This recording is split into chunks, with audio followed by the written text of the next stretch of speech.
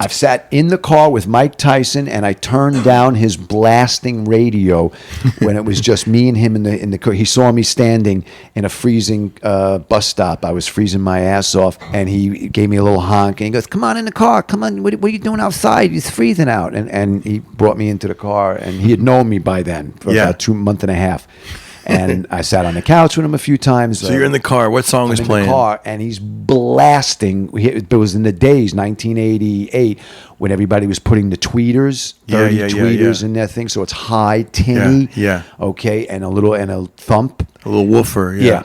And I had the balls reflexively. I didn't, believe me, consciously, I don't know if I would have did it. Yeah. Reflexively, he irritated my ears so badly that when I sat in the seat, I literally went, I swear to God, I went like this. "Are you crazy?"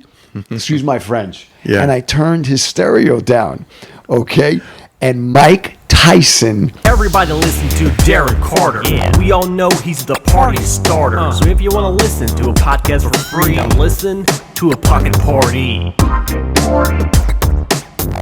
Hey everybody, it's your host, Darren Carter, the party starter. That's right.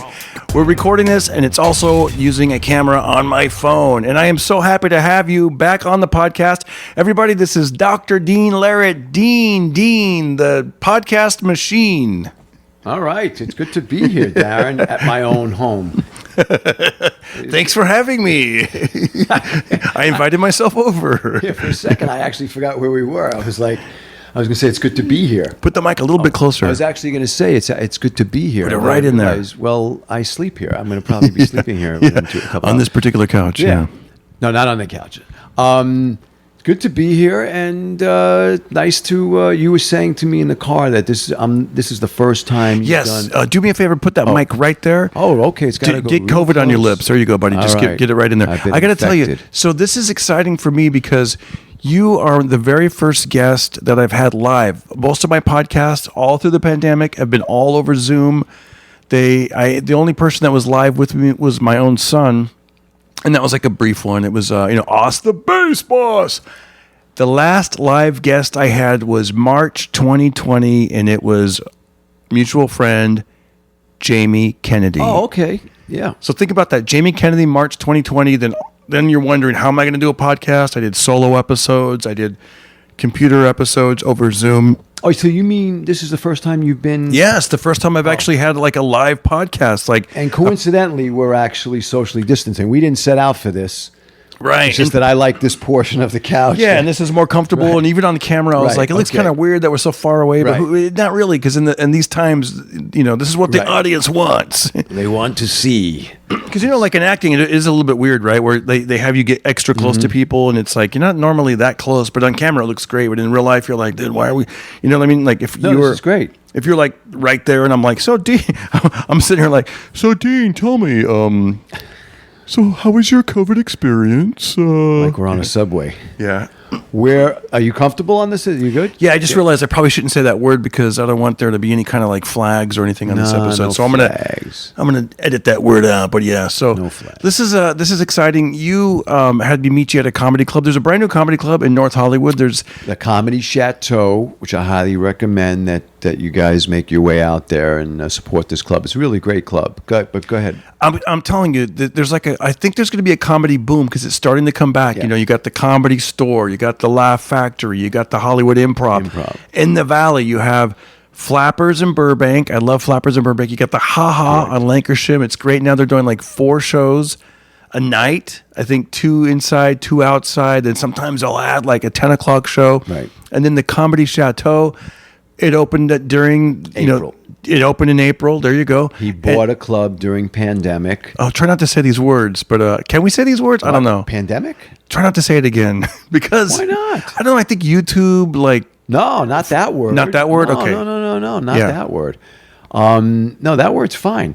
He bought a club during that period, that period.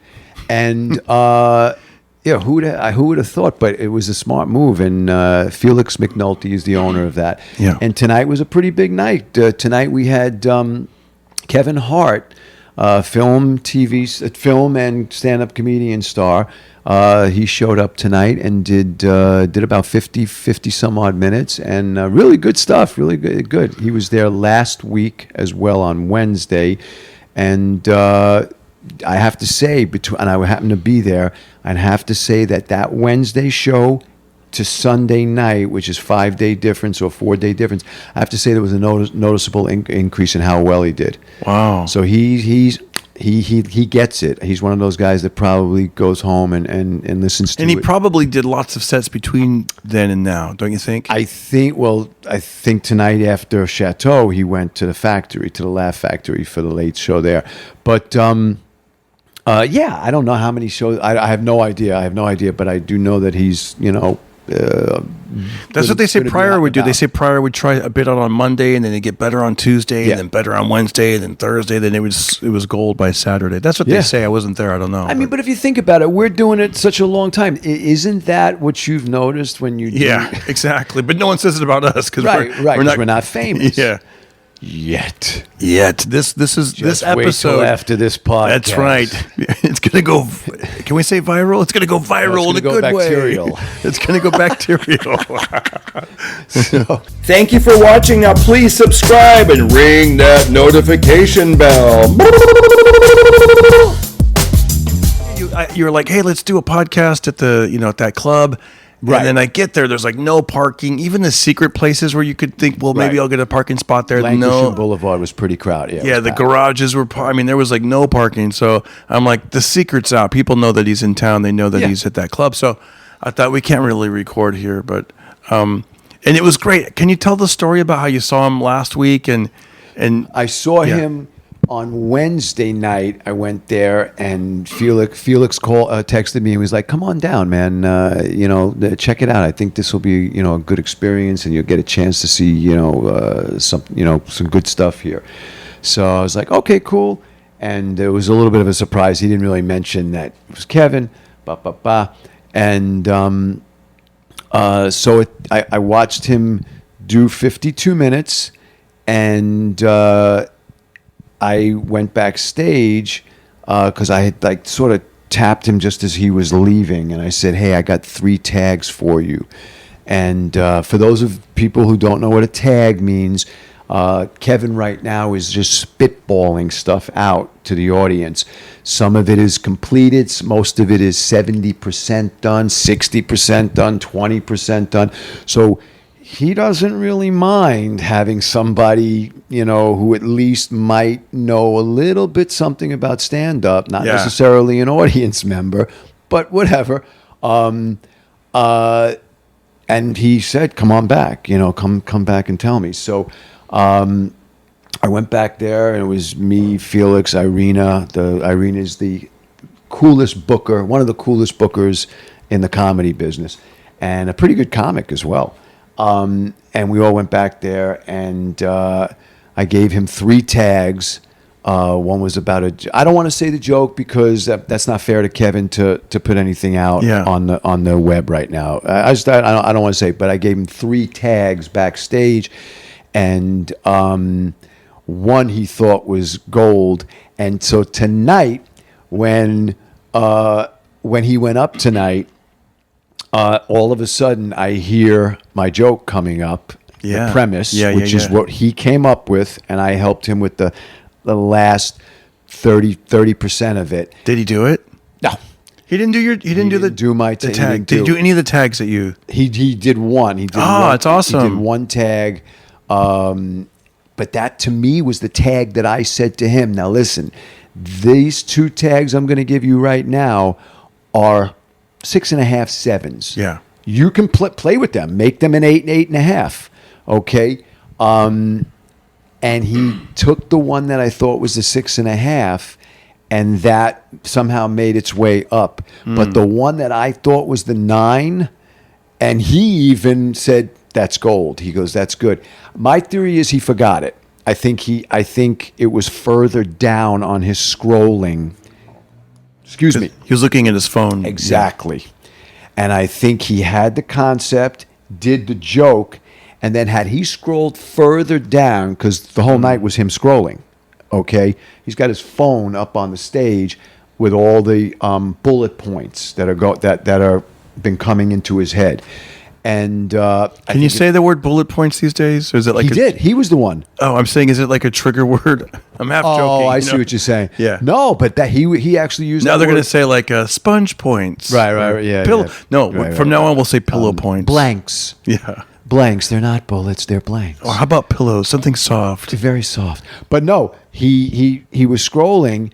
And my theory is that had he gotten a little further down, he probably would have found it. But whatever, neither here nor there. But I got to tell you, he was on tonight. It was a good set. He did the same thing about 52 minutes. Nice. And I like how you know 52.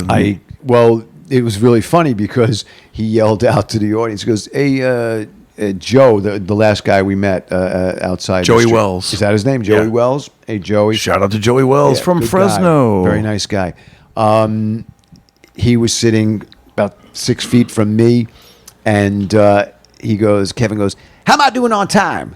And he goes, "Where am I at?" He goes, I hope I'm somewhere near 40, 45 because I've run out of shit. And at the time, it was like 23 and a half.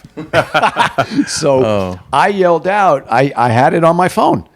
I went 22 and a half. And you said Joe Wells or Joey Wells. Joey Wells. And Joey yells out 24 and a half. Okay. So he goes, he was like, "One of you motherfuckers started the clock." I'm sorry. Started it either too early or too late. So it was sort of comical. It was funny. The audience got a kick out of it. But no, man, it's great, to watch the progression of how somebody comes in on a Wednesday. Yeah. Go ahead, good. I was going to say, and the waitress was, as they were cleaning up, I go, "Hey, do you have a good night tonight?" She goes, "Oh, I sure did. I saw my favorite comedian." Correct. And I go, "Oh, it's so cool." She goes, "Yeah, I've been watching Kevin since I was little."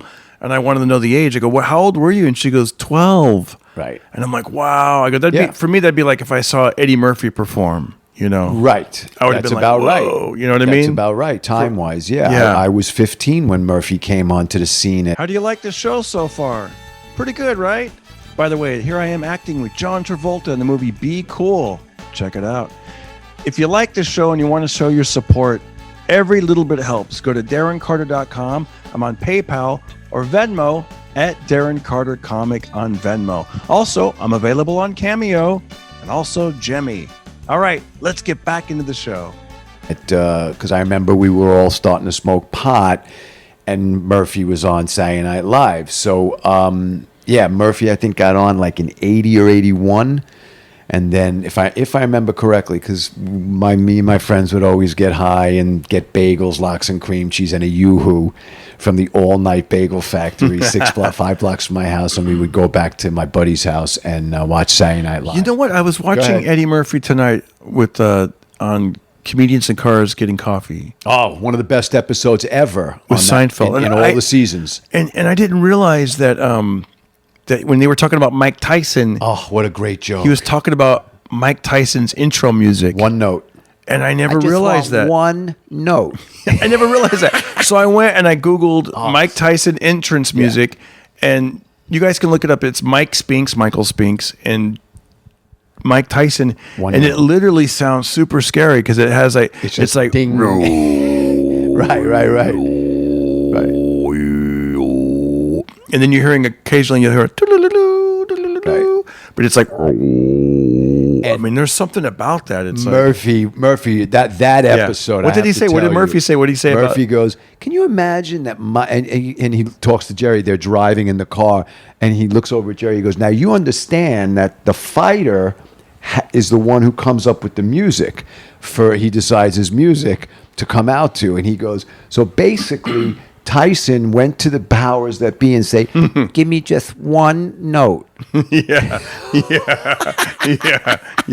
Because I hear them at the boxing gym. I hear them talk. I've heard them discuss that. The Mike Tyson. No. I've never heard that till today. Okay. I've heard them. What's your walkout music? Like I remember one time. I'm gonna. You should go out to like AC/DC TNT because I'm TNT. Right. Mike coming out, and we'll get into Tyson. I don't know if you want to reiterate that whole thing from so many other podcasts I've done with you about that. I lived in the same building with Mike for 6 months. Oh, guys, yeah. If you're on YouTube right now, check out. There's a whole video. We do. I call Dean Laird a boxing expert because he lived in the same building as Mike Tyson from 1988 to 1990. Which should not make me a boxing expert, but I know a little bit about the game besides living next door to Tyson. It was hilarious because I don't know if you watched the whole video, but every time you'd come on screen, I'd be like, would be in the lobby and sometimes the parking garage with Mike Tyson, 1988 to 1990. Yeah, it was 1988 when that happened. At the end of that video, if you guys go to my YouTube channel, you'll see it. That video. I'm hitting the bag. I actually show what I'm doing, and then at the very end, like towards like the 8-minute mark of the video, I splice in you yawning. I don't know if you saw that. Oh yeah, I heard. That was hilarious. Carmen, my girlfriend, did she? Yeah, she liked it. She said that's awesome. She said, you guys are nuts, man. So, shout out to your mom. I know sometimes your mom listens to this episode. Yeah, my mom she's a sweetheart. Doing okay, she's 80, going to be 84, God willing, in April. But she says goodbye to you. She goes ciao ciao. Ciao ciao, ciao ciao. That's what she says. Yes. So, but the Eddie Murphy episode, if you haven't seen Comedians in Cars Getting Coffee, this is the one episode you have to watch. This and, of course, Norm Macdonald. May he rest in peace. We lost Norm 2 weeks ago. A week and a half. Yeah, right? A week? Was it a week and a half? Yeah. Not good with time, but yes. It's about a week and a half already. And watch that one as well if you get a chance. Norm Macdonald has Jerry Seinfeld just on the floor laughing. So, Tyson was my neighbor in 1988, but we'll get into that if we need later on.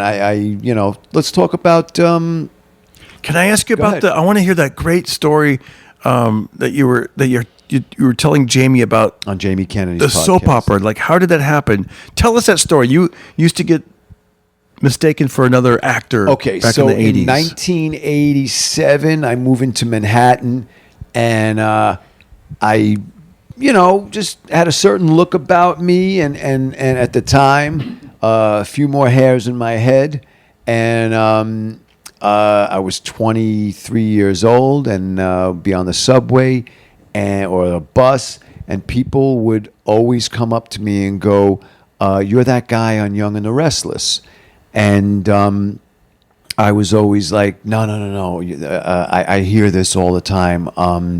This is pre-internet. This is pre-looking stuff up. Blah blah blah. All that stuff. And I said, no. You're mistaking me. That they shoot that in California. This is Manhattan. Blah blah blah. So there's no soap opera here that I'm working on.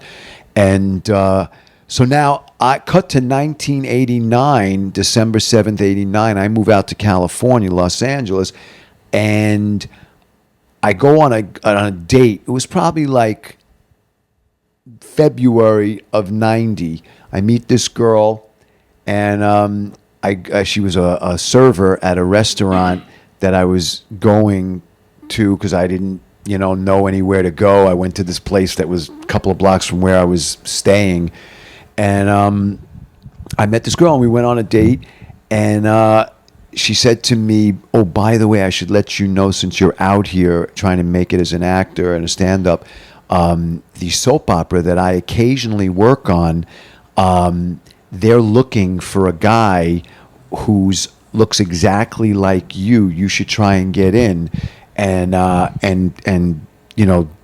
see if you can get." What was the character's name? The guy's name was the character on the show was Brad Carlton, and he was played by a guy by the name of Don Diamont, Diamont, and you can look that up, and you'll see that we sort of look alike. Back then, you did a lot. You guys looked a lot like Brad Carlton. A lot, big time. Now, still not that much, not that far. If somebody said that was my brother, or you would say, "Oh yeah, I see what you're saying." Okay. So I was like, really? I said, that's the guy that I used to get mistaken for in Manhattan when I was on the subway or on. And now they're looking for a replacement. And now they're looking for a replacement. So I happen to have had a guy's card in my wallet. Now remember, this is pre-fabricating stuff on the net and looking up, making phony kind of stuff and facsimile and fake stuff. I happen to have a buddy's card in my wallet, All Sorts Entertainment, Larry Kalkstein, and he was the president of the company. And this guy was in the entertainment business, but more it was rock and roll magazines and newspapers. Okay, so I had it in my pocket and in my wallet. So I go to CBS Beverly Boulevard and Television Center, 7800 Beverly Boulevard. I go there and I go to the gate. This is a God's honest. Go to the gate? God's honest truth. How this worked, how this happened chronologically. I go to the gate, and the guy comes to the gate. I'll still remember this guy. He was an Australian guy named Steve, and he comes to the gate. He went on to be a crocodile hunter. Yeah, exactly. And he opens up the parking thing. You're supposed to show your license and all that stuff. This is pre 9/11, pre everything, and just had to show a license. So one thing leads to another, and I say, listen, my manager called. I have no idea if there's auditions going on that day and time. I'm just winging it. So I got my 1989 Hyundai Excel, okay, which is the only car in the world. Hey, it was a new car back then. It was a new, relatively new car. Yeah. It's the only car you can actually bench press, which is actually not a good sign. And I used to love the speedometer on the Hyundai Excel, 0 to 120, 0 to 120 miles an hour. Let me tell you something, folks, not happening. Yeah, the only time 120 miles an hour, if it's being broadsided by an Amtrak luxury liner. So, by the way, I'm bringing back old material. No, that's okay, because you said February of 90, and that reminded me that's the month I bought my first car, and it was a Yugo, which they probably don't even know what a Yugo is. But it's the same, all those kind of jokes. Jay Leno would do them nightly. You got a Yugo with the car, so the back it has rear window defrosters. That way you can keep your hands warm while pushing it. Right, exactly. And I thought those were just jokes until I owned the vehicle. Then I'm like, there's a lot of truth to this. The Hyundai was, but it was great. But so I pull up there in my Hyundai, and I pull out this guy's card. And I go, hi, my agent's name is Larry Kalkstein. Here's his card. He said he called you guys. I just got into town last night. I'm staying in a hotel in Studio City. And meanwhile, I've been here about since December 7th. I've been here 7 weeks. So I heard you guys are looking, according to my agent, he called you guys. I heard you guys are looking for a replacement for Don Diamond. Because the guy at the gate knows everybody. He knows all the cast members. He sees them every morning. So the guy looks at me, and he goes, "Wait right here," and calls up to the Jill Newton and Gail Camacho were the casting directors. He calls up, and all you hear is, I got a guy here. He says he's supposed to see you for audition for Brad Carlton, and all I hear him say is, I suggest you see this guy. Oh, wow. Okay. Oh, yeah. You would think now the security... My name's not on the list. And the security, they wouldn't even... I don't think they would do that now, huh? No. It's like crazy? A third-party outsourced, right? Are you kidding? This is way before any kind of craziness. So, so he goes, and you see him turn his back. He's like, I suggest you see this guy. Wow. And because remember, my name is not on their list. Yeah. Okay. So they go, all right, send them up. He goes, go right ahead, blah, blah, blah. I get a pass. Then I go get the other pass from the inside. And there's two different gates. There's the gate off of the boulevard, and then there's the gate in the friggin' studio.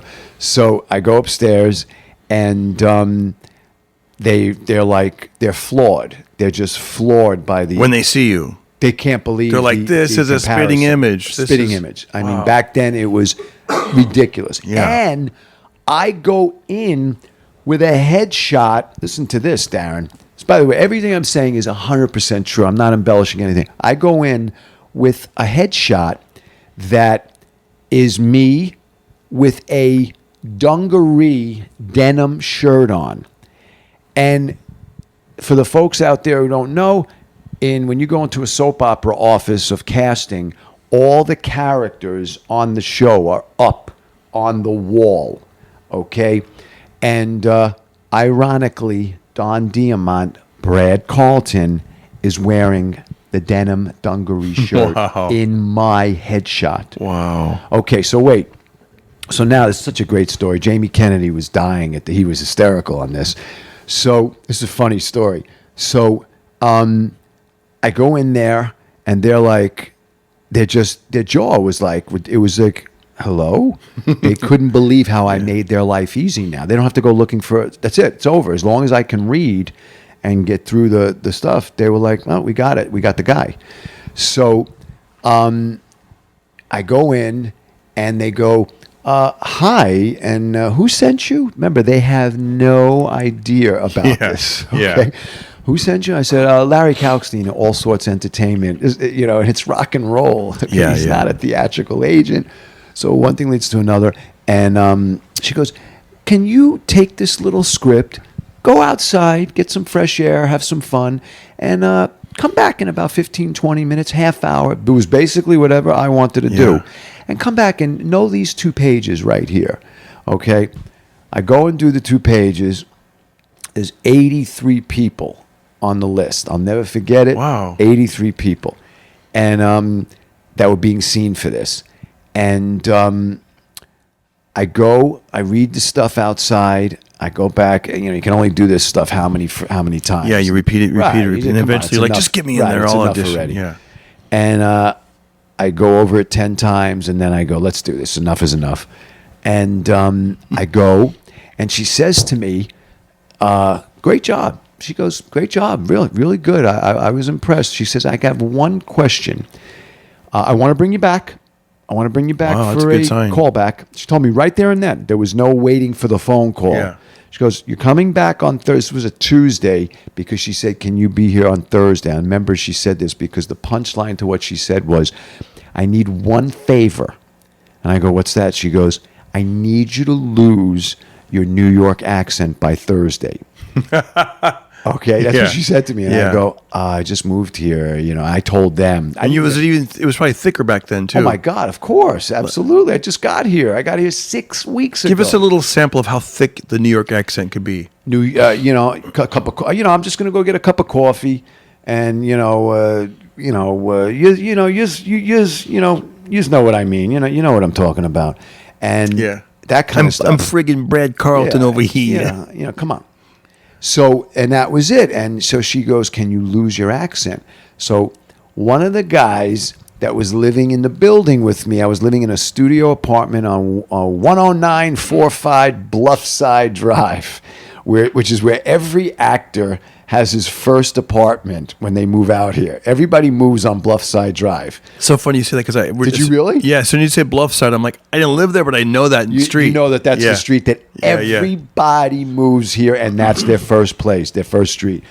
And so I moved to I'm living in Bluffside Drive, and ironically, a guy next door to me, David Greenwood was his name, or is his name, I think he's still alive, was who's done a couple of episodes of Seinfeld.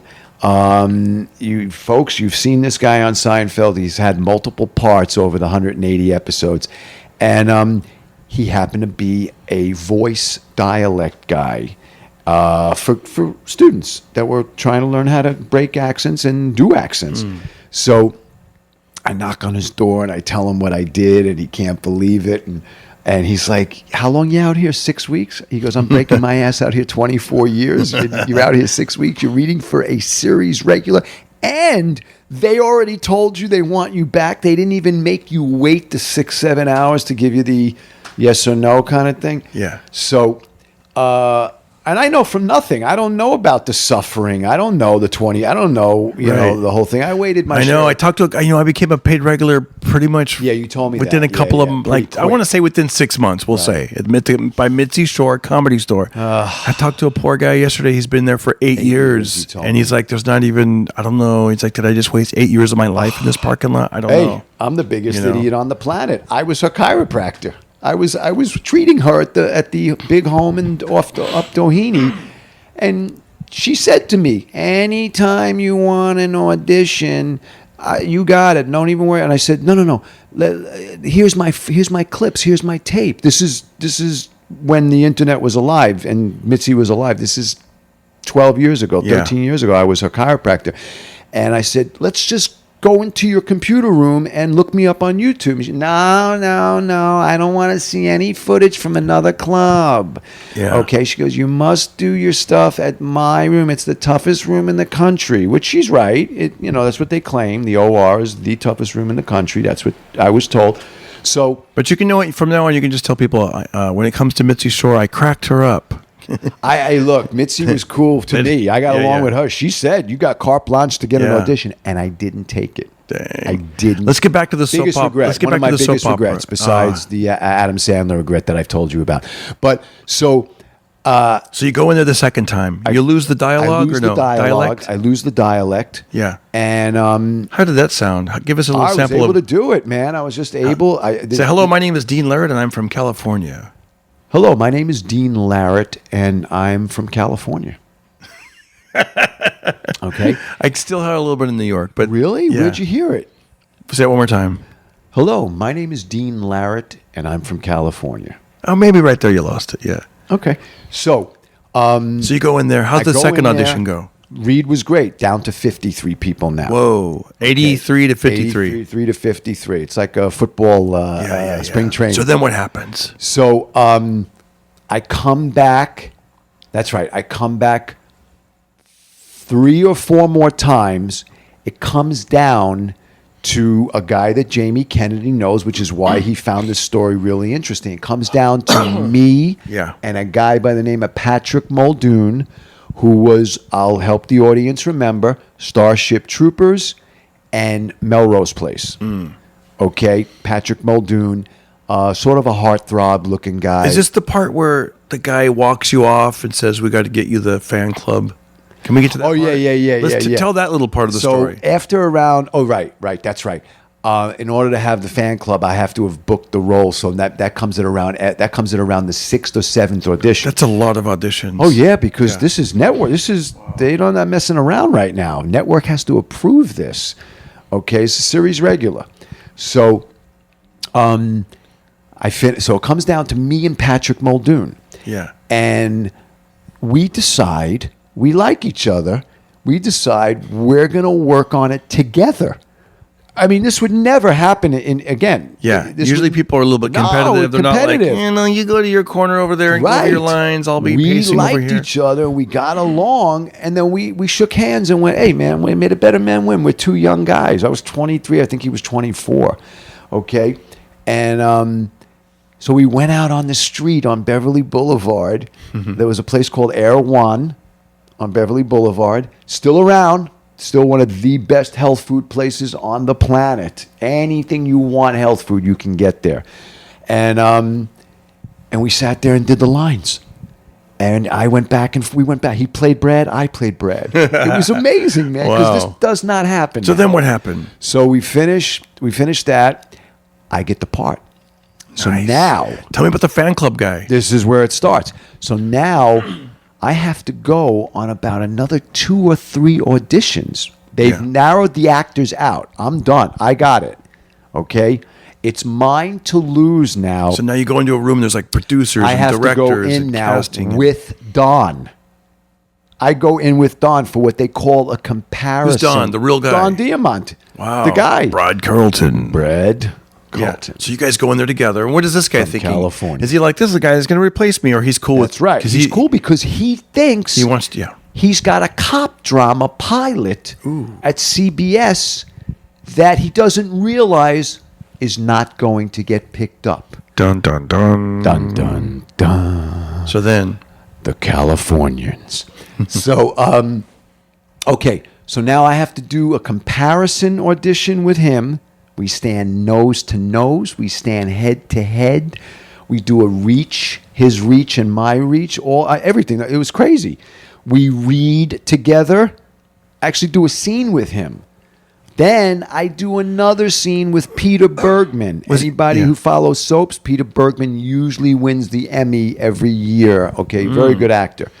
And I do a scene with this guy. Did you feel comfortable and loose, or were you a little bit nervous? He was great. You weren't nervous? He even said, this guy's fine. He goes, he's great. He's no that's problems. good. Okay.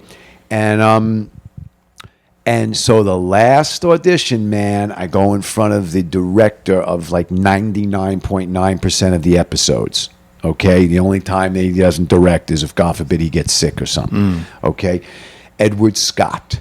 Okay, now it's me, William Bell, the owner of the show, owns Bold and the Beautiful and Young and the Restless. Okay, and by the way, have we said that it's Young and the Restless? I don't think we ever mentioned. We did say it.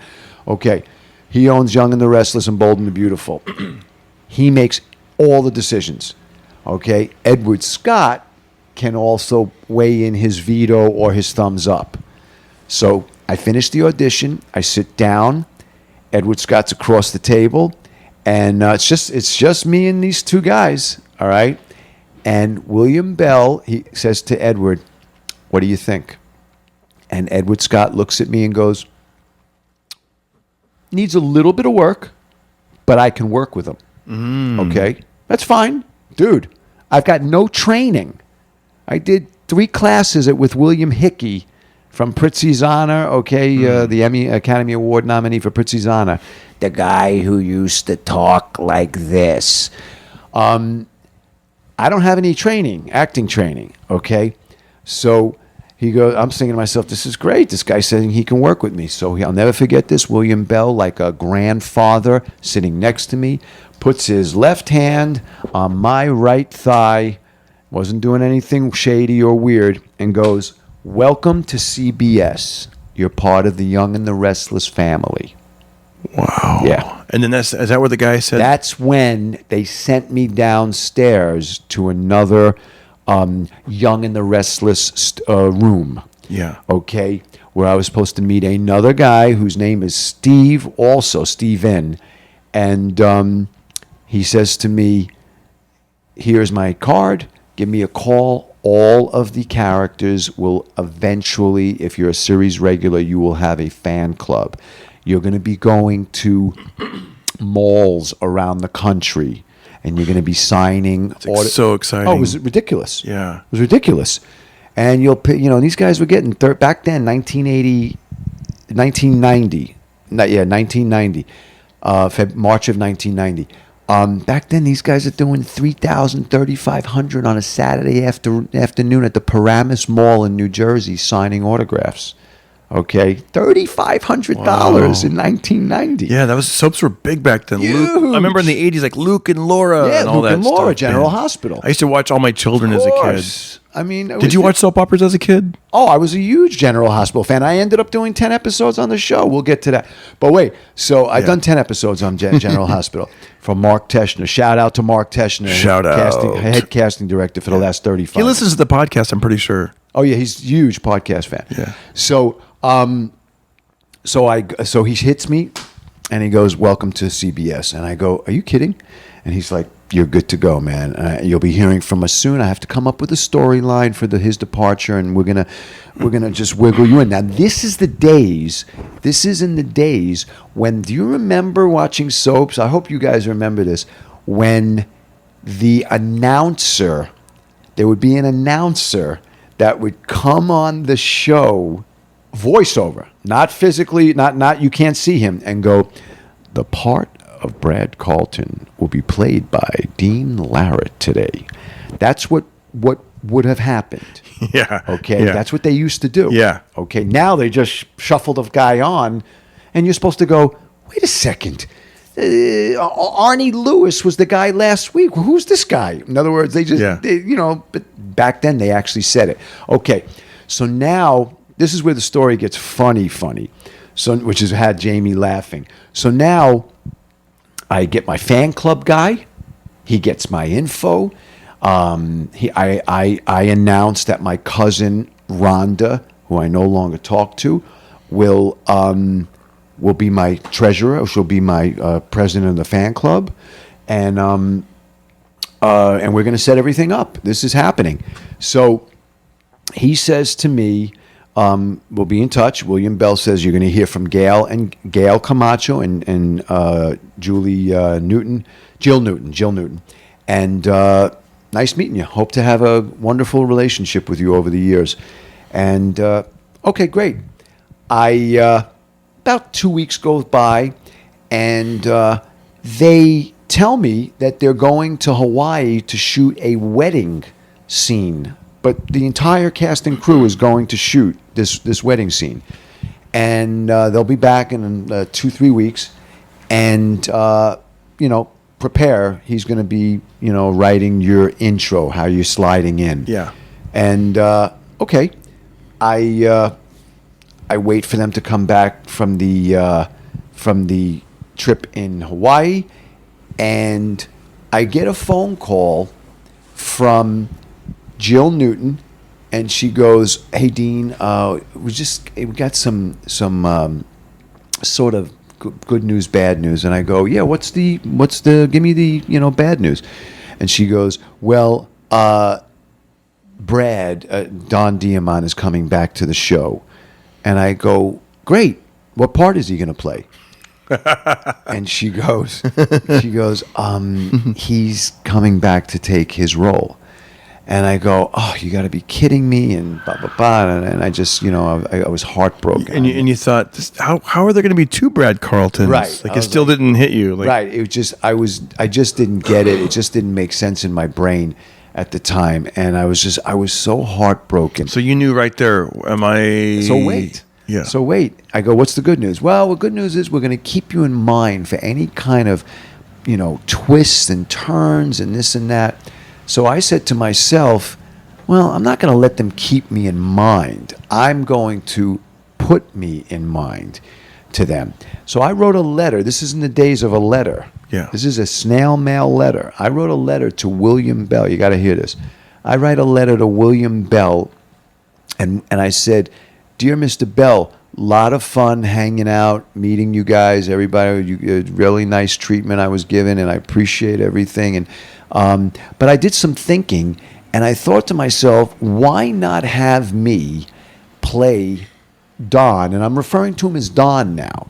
"Have me play Don's long-lost cousin, brother, the possibilities are endless." Yeah. Why not? Absolutely. You're a spitting image lookalike. Why Exactly. not? Yeah. And I toss it in the mailbox. Yeah. Toss it in the mailbox on a Sunday night. Wednesday, my phone rings. Whoa. It's Bell Phillips Productions.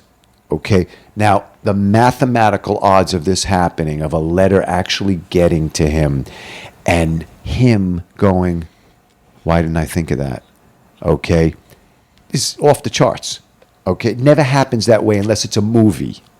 You know what I mean? It never happens that way in real life. You've had a remarkable life. You've written tags for Kevin Hart. You've gotten yourself booked several times on the Pocket Party podcast. I've sat in the car with Mike Tyson, and I turned down his blasting radio when it was just me and him in the car. He saw me standing in a freezing bus stop. I was freezing my ass off, and he gave me a little honk, and he goes, "Come on in the car. Come on. What are you doing outside? It's freezing out." And he brought me into the car, and he had known me by then for about 2 months and a half. And I sat on the couch with him a few times. So you're in the car. What song is playing? In the car, and he's blasting. It was in the days, 1988, when everybody was putting the tweeters, 30 tweeters in their thing. So it's high, tinny. Yeah. Okay, and a thump. A little woofer. Yeah. And I had the balls reflexively. I didn't, believe me, consciously, I don't know if I would have did it. Yeah. Reflexively, he irritated my ears so badly that when I sat in the seat, I literally went, I swear to God, I went like this. "Are you fucking crazy?" Excuse my French. Yeah. And I turned his stereo down. Okay. And Mike Tyson must have never heard anybody say that to him. And I think he was shocked and just went, "Oh, I'm sorry, man." He goes, "Was it really that loud?" I said, Are you serious? You don't? He goes, "Oh, I'm sorry. Go ahead. Go low, keep it." And I lowered it. What song was it? It was just the typical. No, it was the beats. Yeah, right. It was him going into the ring. Oh yeah. But I still think to this day that he could have said to me, "Hey, listen, man, don't you ever put your hands on my friggin' radio or something, or listen, just get the fuck out of him." I'm sorry about language, but that's how Mike talks. Yeah. Hey, listen, man, get the fuck out of him. Get back to this other soap opera story. Okay. But I love Mike Tyson. He's just so cool. And shout out to Mike Tyson, Pocket shout Party out, Podcast. Mike. Shout out Tyson Ranch. Let's move Tyson the story Ranch. along. Let's move the story Nah, along. we're going to keep this going for another 20 minutes. So he, okay. So now I get a call from them. I called them immediately. It was in the days of an answering machine. Yeah. I get a call from them, and I go. He comes to the phone. His assistant gives me the phone, the phone, and he goes, Dean, great idea, man. I have to admit, I didn't think of that. Really, you're a sharp guy, man, for thinking something like that. Appreciate the letter. You're gonna hear from Gail and Jill. You're gonna play his long lost his brother, Matthew Carlton, and I go, so cool. Yeah, it's so cool. This is all true. Yeah. I have the scripts. I have the scripts in my bedroom. That's the beauty. I can show. That's the beauty of this, folks. I can produce this stuff. Okay. I have the evidence. All right. You're going to play Matthew Carlton. So I said to him, let me ask you a question. What does Matthew Carlton do? And I'll never forget what he says. He's a deranged gardener. That Jamie was hysterical. Okay. You went from... I went from going to play... playing Brad Pitt to being Brad Pitt's deranged gardener. Big business guy to a deranged gardener. Oh. Okay. And I go, no problem. I go like this. I go, no problem. That should be easy for me. Yeah. I go, no problem. I'm deranged. I've done some gardening. Yeah, I've done a little bit of gardening. I have one of those Kubasi plants, whatever. Yeah. What was the plant that he had in Karate Kid? Bonsai. So one thing leads to another. And I get, but he says, you're going to be the guy. Turns out that I go to CBS Studios to pick up a script. Yeah. All right. When I get to CBS Studios, I'm thinking the job is mine. I'm the new guy. Hey, I'll memorize these over the weekend. I'll be in the makeup chair on Tuesday. Yeah, no problem. So what happens? No problem. Deranged gardener. I pick up the script, and she goes, go outside, have some fun with it, and then come back and read for us. And I went, read for you? You're like, this is an audition. I've done 57 auditions for you in the last 3 weeks. Yeah. Okay. I go, and basically it was a wink, wink. Now, I have asked Jamie Kennedy if this is true. He's not 100% sure, but he thinks it's not. I told him that there is a rule in AFTRA, back then it was AFTRA, there was no SAG-AFTRA, that they have to see people to be fair to actors. He claims theoretically no. You can pick a guy off of a friggin' wanted sign by the FBI and hire that guy for the role. He claims that does not exist. But I said to Jamie, this is 1990, man. It might have been different. So get to the point. Okay. So tell us what happens. You're the one who said to me, we can go an hour, blah, blah, blah. Now you're cutting me like only because the camera, the battery, and this is going to, So I'm just, let's keep it moving. That's all. Okay, I'll pick it up. I'll pick up the pace. Thank you. So they basically give me the wink, wink. Just read for us. All right. And now there was about 47 people for this, and I'm like, all right, I'm gonna play the game. I go outside, I read, boom, boom, boom, I book it. Okay. Yes. I book it again. The deranged gardener. Matthew Carlton. So, does Matthew Carlton, the deranged gardener, have a fan club? He's going to. Cool. Oh yeah, eventually he's going good. to. Absolutely. So, just because he's deranged housewives out there doesn't mean people fall in love with serial killers. That's true. That's true. So, I'm very optimistic, right, Dean. I'm at least out there with gardening. I'm not in my right mind, but but no. So I at the time I am selling hair shampoo and conditioners and mousses and all this stuff for Kris Kardashian of the Kardashian family. You're like Forrest Gump. You're everywhere. I'm that's my day job. Mike Tyson. I'm working for her. Okay, I know those girls since they're 3.5 feet high. Wow. Okay, I used to wade them in the pool. Okay, where they live. Have them help you somehow. Say, hey, watch my comedy clip and put it out there. They're such in a different stratosphere. Yeah. So, but I knew her when she, had a hair care company. So I was selling. Okay, so you're in the salon. Right. So I'm selling hair care products out of the back of my hatchback Hyundai. All right. So it's been about 3 weeks, and I haven't heard anything about Deranged Gardener. And they go, he's working it in, he's writing the part, blah blah blah. Okay, you sure? Yes, you're the guy. So okay, great. I go into a salon on Beverly Boulevard and Doheny, right across the street from the Ralphs. Okay, I don't know if you know, next to the Four Seasons Hotel, 3 blocks from the Four Seasons Hotel, there's a salon called El Salon. I go in there to make a service call with my mousses and my rinses and my shampoos. And who's sitting getting a pedicure? William Bell's daughter, who plays cricket on the show, Laura Lee Bell. I recognize her from the show. I walk over to her and I go, excuse me, I'm so sorry to bother you. Are you Laura Lee Bell? And she goes, yes, I am. And she's getting a pedicure. And she goes, yeah, yes, I am. I said, you're William's father, William's daughter. She goes, yes, I am. Everything I'm telling you is literally verbatim. You got a great memory. Okay. Well, this was how much it just, I was branded in your mind. Heartbroken. Yeah. So I go to, so I said to her, listen, I don't know if you know who I am, but right then and there, you probably come off like a psycho. Okay. I don't know if you know who I am. I watch you every day at noon, and I have my bologna sandwiches. I love you, Cricket. Sends you all that mail. Love Cricket. Exactly. I'm a deranged actor. Right. Soon to be a deranged gardener.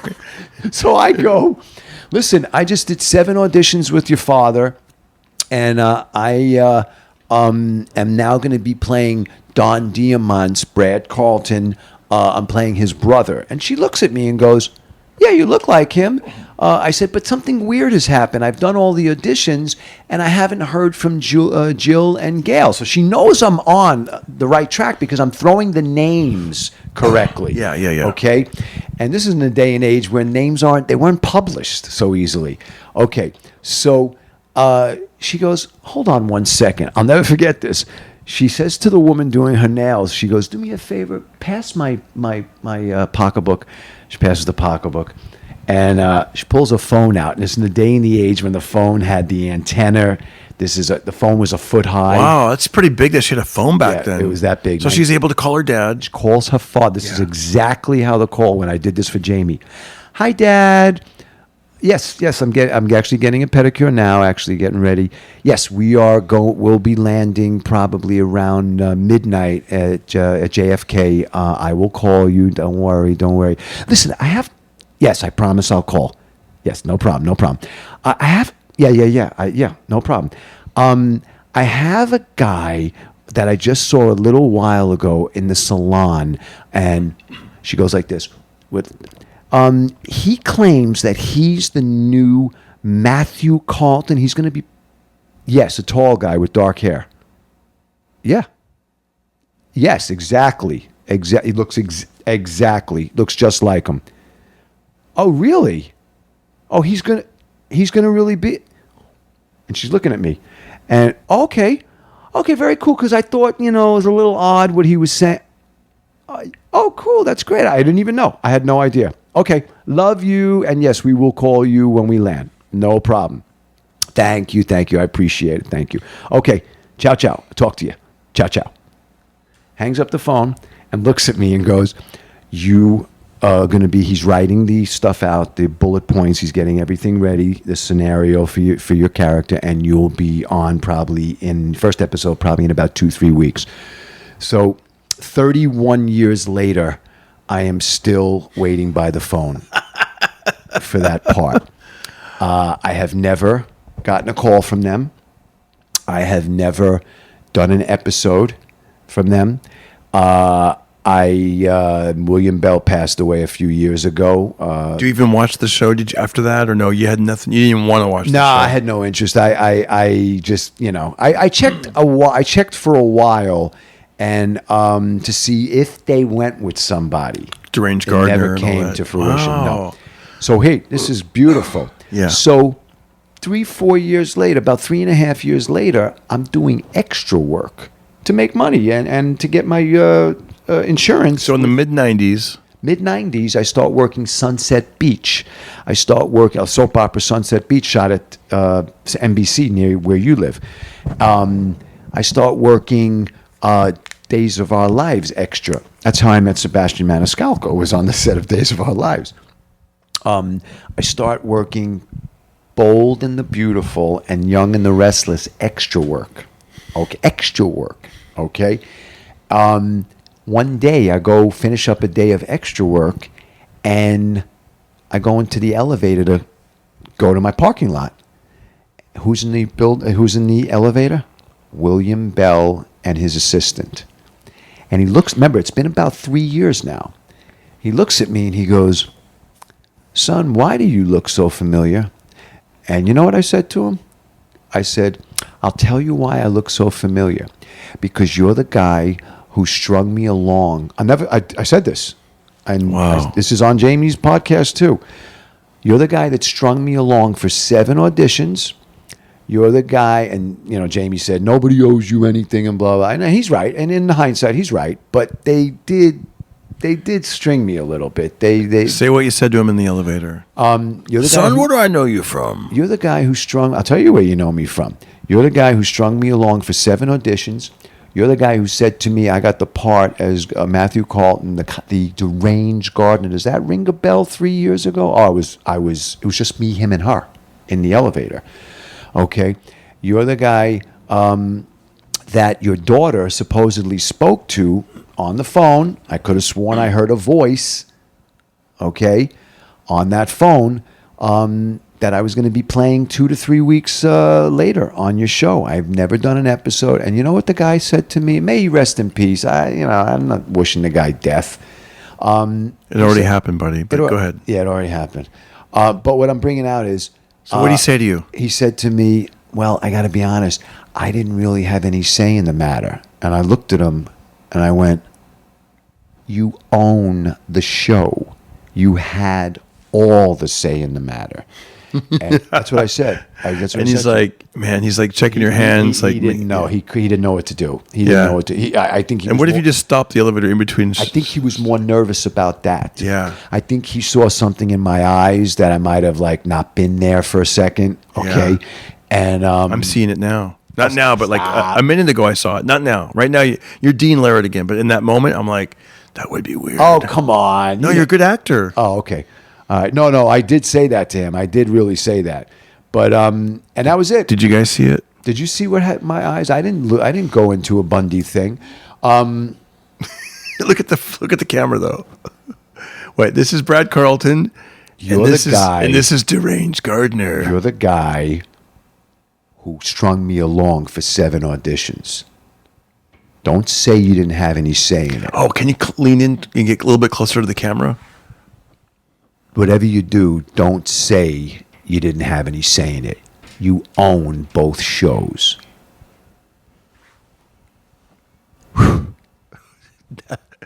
Good actor right there. And scene. And scene. So and podcast. That's what happened. I ended up on Days of Our Lives from 2009 to 2012. I did get a part on Days of Our Lives. Let me ask you something. Is this something you want to pursue? Do you ever want to be on soap operas? Or no interest whatsoever.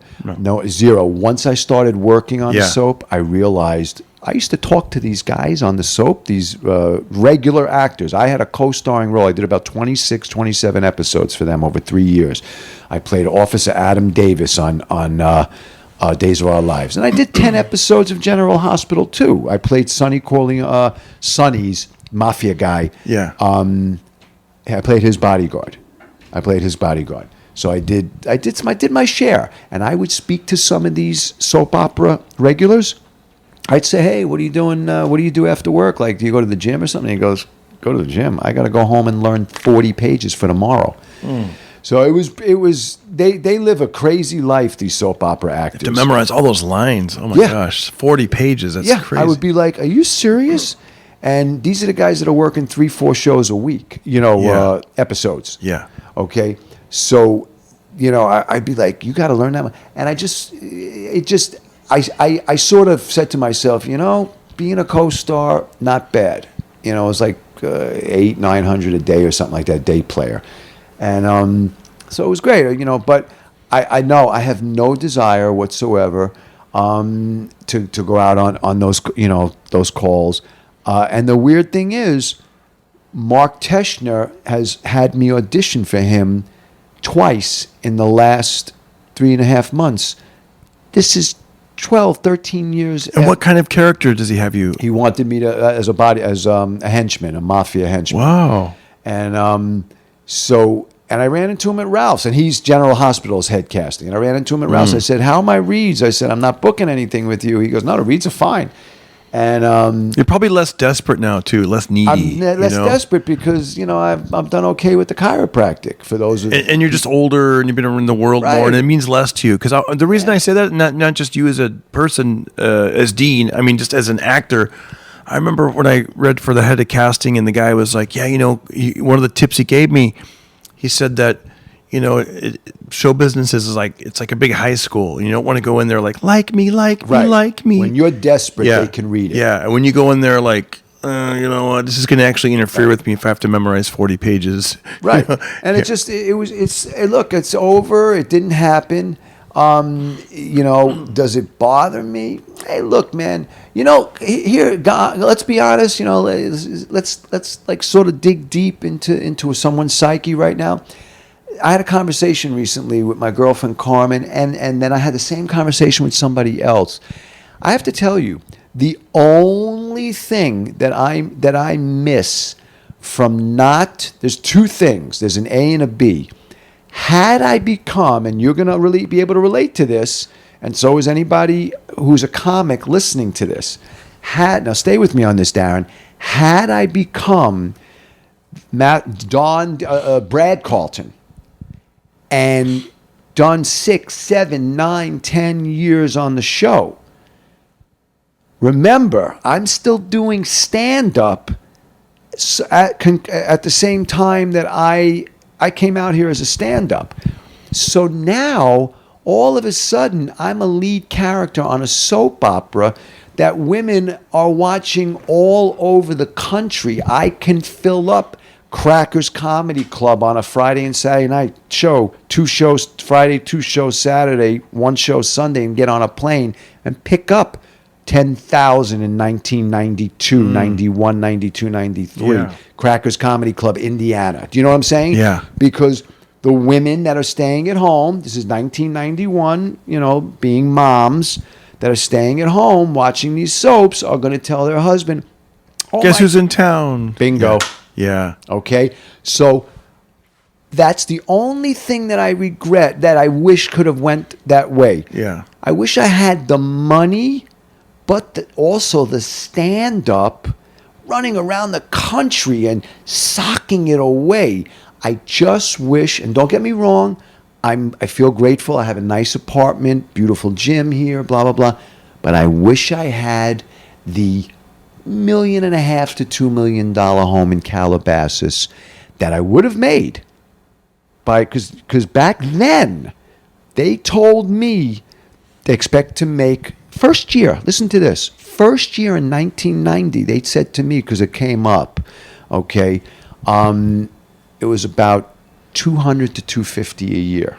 That's a lot of money in 1990. I would have taken that first year, lived like a miser, and put a down payment on a. I would have put $200,000. I would have lived on $50,000 back then, and put $200,000 on a place in friggin' Calabasas back then, and I would have gotten a place back then because it's 1990. That's the only thing that I went, man, I wish it went that way. Other than that, I like where I'm at right now. I've made a damn good living with chiropractic and blah, blah, blah.